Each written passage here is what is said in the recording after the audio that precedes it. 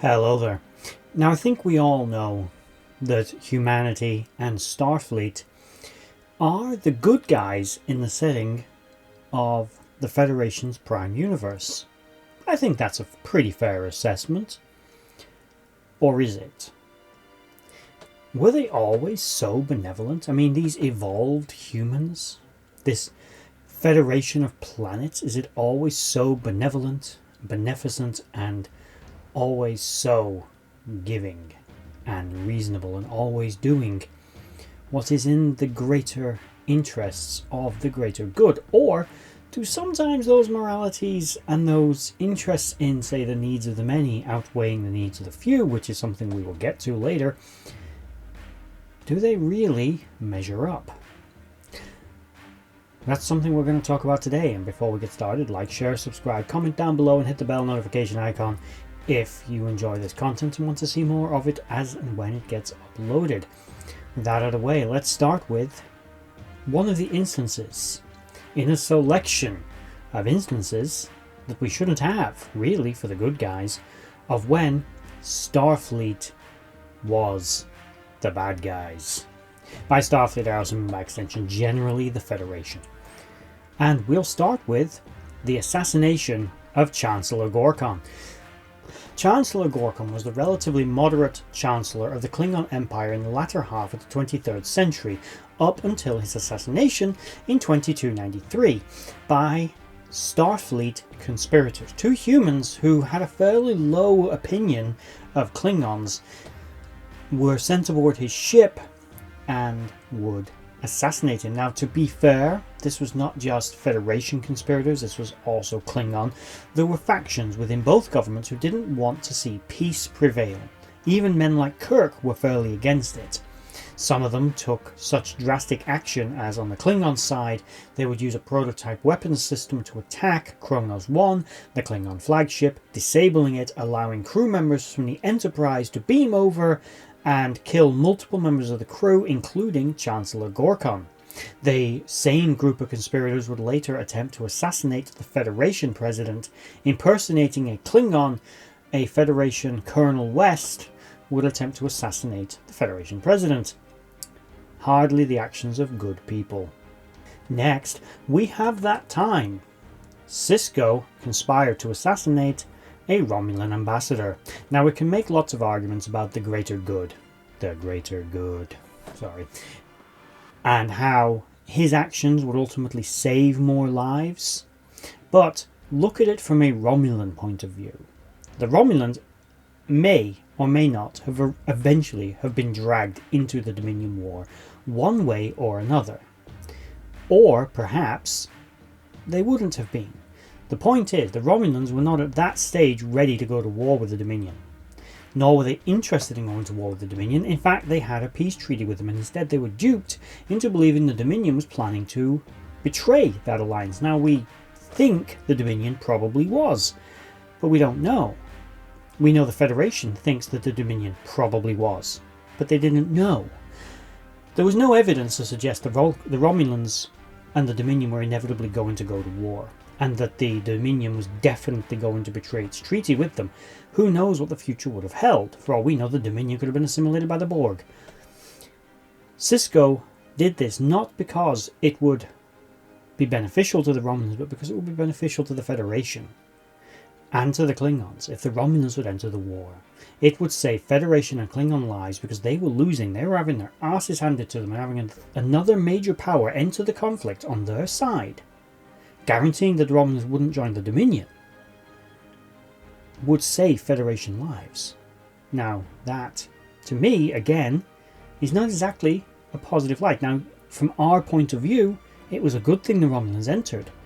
But from the Romulans' point of view, they were tricked. Some of their people were killed by their supposed ally. They were duped into participating in a war that would cost the lives of millions of citizens of the Romulan Empire. Again, actions of a benevolent power. Staying in the Dominion War setting, we have next the changeling mutagenic virus. This virus was developed by Federation scientists after studying Constable Odo on his visit to Earth. These particular group of conspirators are an official/unofficial Federation agency known as Section 31, a splinter cell group which both exists within and externally to Starfleet. Since the early 23rd century, it's been a pretty much autonomous organisation.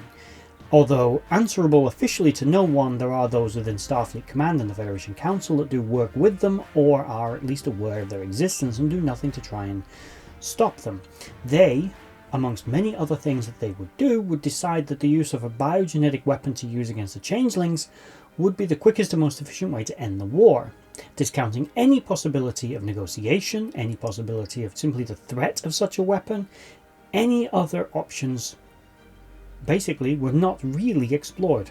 Now, of course, it would have technically worked and did sort of work by proxy, but as we are now learning in the early 25th century, the Federation is reaping the whirlwind of that decision made by Sloan and others within Section 31 to take such drastic actions so early on in the conflict. Because bear in mind, the Dominion War hadn't even started at that point. This was probably started as a contingency plan, but Section 31 decided to protect the Federation and its citizens. The changelings had to die, and they didn't just have to die, just a few of them. No, all of them. Again, benevolent power. And then again, by extension, during the Dominion conflict, the Federation made an alliance with the Sona, allying with an aggressive power, an imperialistic power race that keeps slaves. And that's forgivable. I mean, all morality has its limits. Ultimately, the Sona exist, you've got to deal with them in one way or another.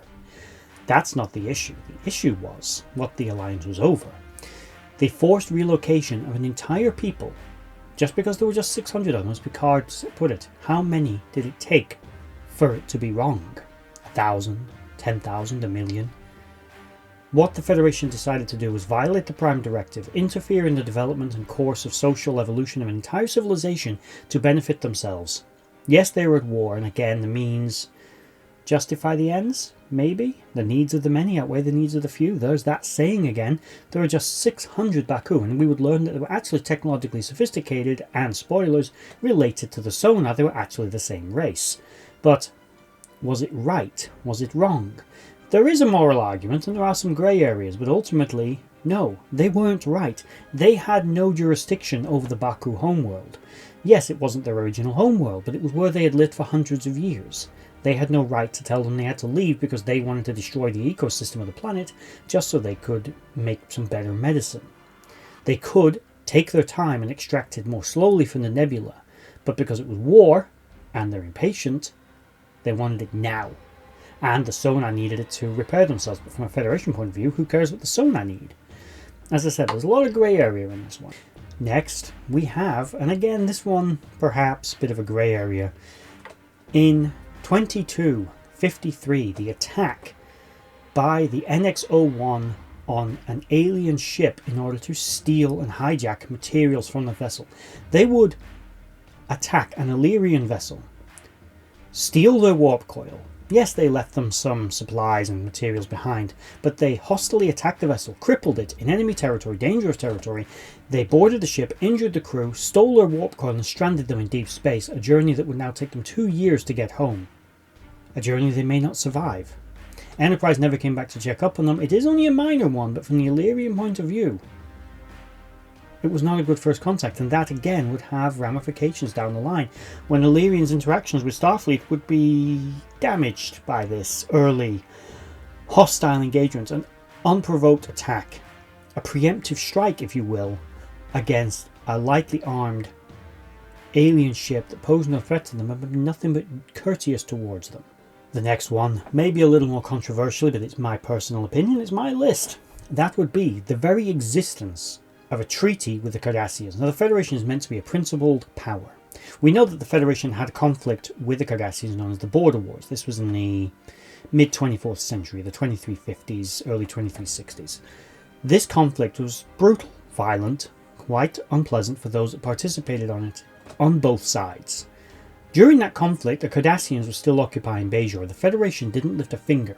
It could have invaded, driven the Cardassians from Bajor, because we all know that the Dominion was the real thing that made the Cardassians strong. The Cardassians were no significant threat to the Federation A single Federation vessel, like the USS Phoenix, was able to inflict massive damage on the Cardassians without much stress. The Cardassian technology was so limited by comparison to that of Starfleet that they weren't a significant threat, and they weren't viewed as such. Now, although the Federation felt empathy for the Bajorans, it did nothing to help them. It could have done. That's the first thing. It only imposed its will upon them when the Bajorans finally drove the Cardassians from their homeworld on their own. Now, I know there's the Prime Directive and everything, but I don't think with technologically sophisticated, spacefaring, warp-capable races, I don't think the Prime Directive applies, especially when you're at war with one of those two factions.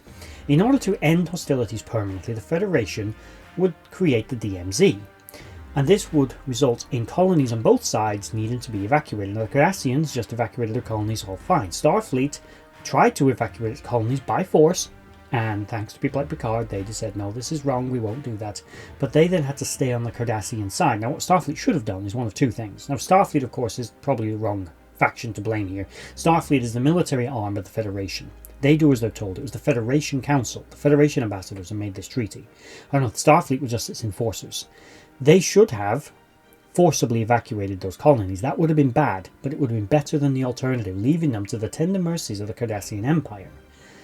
They would suffer extremely brutal torment and torture and murder under their Cardassian overlords. This would result in the rise of a terrorist organization known as the Maquis, and although the Maquis was no direct significant threat to the Federation, it would attack the Cardassians and others throughout the region and be a problem for many years to come. The very existence of that treaty with the Cardassians is what led to those events. The Federation signed a treaty that technically ended a conflict with a race that was a never significant threat to them in the first place and should have been able to defeat relatively easily without much effort. Instead, it signed a treaty that signed over worlds that they controlled to a power they weren't threatened by, but signed over millions of their own citizens to them. Now, yes, the Federation thought those people would just leave, but the Federation, just like with the Baku, had no right to tell those people, you've got to leave that territory. Those are your worlds. Some of them were human populations, for example, that had been there for hundreds of years. By now, some of them had never even visited Earth. It was a distant memory. These were their homeworlds, claimed for years before the formation of the Federation. Again, parodies to the Baku. And finally, I'm going to weigh in on this one. We've got Tuvix. Was Janeway right to murder Tuvix? And I use the word murder for a reason.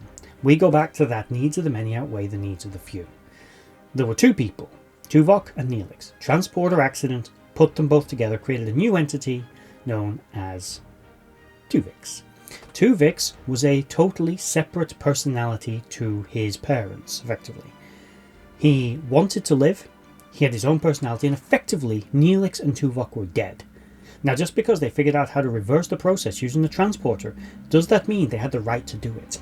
They were effectively dead, they were gone. And if you want to talk about the needs of the many outweigh the needs of the few anyway, by having one less crew member on a ship starved for resources at the arse end of the galaxy, actually, you had one crew member who could do the job of two, and he even proved to be better at his job than Tuvok, able to fix problems Tuvok had been working on because he had a little bit of Talaxian intuition thrown in there. Now, Tuvix, whether you liked him, loved him, he had every right to exist as a separate entity. It was not his fault how he came into existence, but it was Janeway's fault and the conspiracy of the rest of the crew, a conspiracy of silence in action. All it takes for evil to thrive is for good men to do nothing. Janeway made a lot of questionable decisions in the Delta Quadrant. Most of them are justifiable because the circumstances required it. Again, it was an impossible situation with impossible decisions. She's not going to be right all the time. Janeway was a good captain, but in this instance, she chose the lives of her two friends over the one entity that she had in front of her. She chose to end that creature's life to bring them back to life because they were gone. But in her mind, they weren't, because this thing never should have existed. But did that mean Tuvix never had any rights as a sentient being? Because I don't think that's how Federation law works. Also, we know that with a bit more research, it was possible they could have potentially created, let's say, a Tuvix clone. Look what happened with both William Riker and Ensign Boimler on other vessels. They were separated in transporter accidents, creating two copies. Well, say a copy, a duplicate, a transporter clone, for lack of a better term.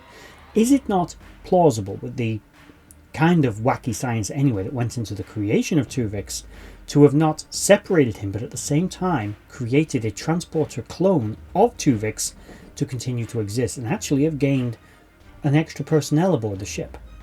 Was this option ever explored? Perhaps with a little more research and a bit more time, they could have figured it out. Maybe they didn't have that time, you could argue, but a man's life was at stake. Are we telling me we couldn't have spent a few more days to at least consider it?